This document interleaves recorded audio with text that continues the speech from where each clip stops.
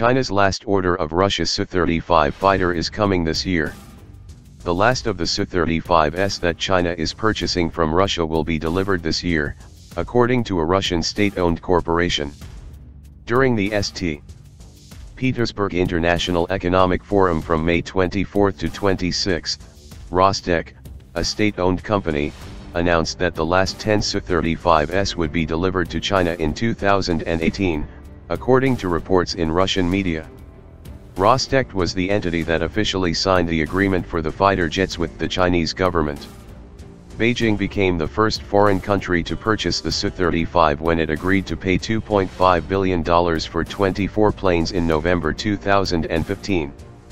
As the national interest has previously noted, China received the first 4 planes from Russia in late 2016 before getting another 10 Su-35s last year. Beijing formally inducted the Su-35s into service in April of this year. Even before then, in February 2018, China's Su-35s took part in air combat drills over the South China Sea. According to media outlets, this was the first time Beijing had sent the planes on a public deployment. The Su-35 is Russia's most advanced fighter jet, and is often referred to as a 4++ generation fighter. While based off of the Su-27, the Su-35 offers a number of significant improvements, including high maneuverability as well as advanced electronics. RT, the Russian state-owned media outlet, has said that the plane is able to detect, track, and engage multiple targets at long ranges because it is equipped with a phased array antenna radar. The same source says each plane has an internal 30mm cannon and 12 hardpoints capable of carrying 8,000 kilograms of missiles and bombs. The Su-35 also has a maximum speed of 2,500 km per hour and a range of 3,400 km, combat radius of 1,600 km. This range and the Su-35's high fuel capacity is perhaps of most interest to China as it greatly enhances Beijing's ability to enforce its claims in the South China Sea.